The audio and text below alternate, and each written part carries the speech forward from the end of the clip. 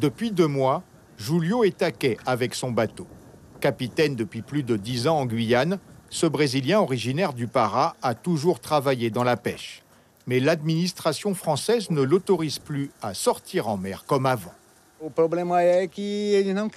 problème, c'est qu'ils ne veulent pas nous faire sortir, donc tous les bateaux sont arrêtés ici. Quand on a une famille, un logement, c'est un problème, car le coût de la vie est élevé. En Guyane, la flotte de pêche ne respecte pas un certain nombre de normes européennes. Depuis plusieurs mois, l'État a lancé un plan de formation des équipages par la VAE ou validation des acquis de l'expérience.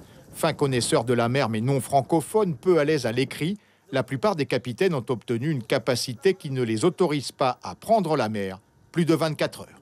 Les capitaines n'ont pas cette VAE qui est pour 96 heures. C'est-à-dire le capitaine 200. Ils ont ce qu'on appelle le CACCP, donc qui est validé pour 24 heures. Comment un bateau de cette taille pourrait naviguer 24 heures, dites-moi?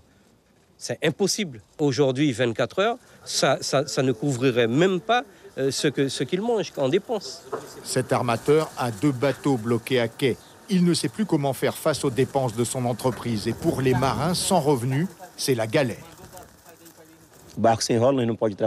Le navire sans autorisation ne peut plus pêcher, donc le patron n'a plus rien pour nous payer. Et donc c'est très difficile pour nous.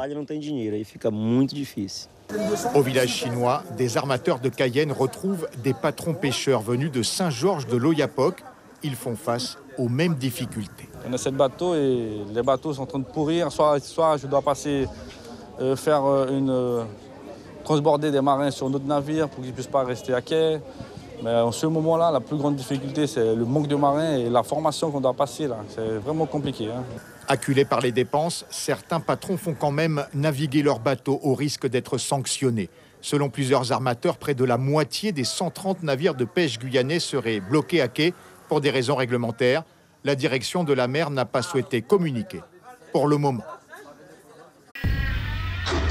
Suivez l'info sur Guyane la Première, télé, radio et internet.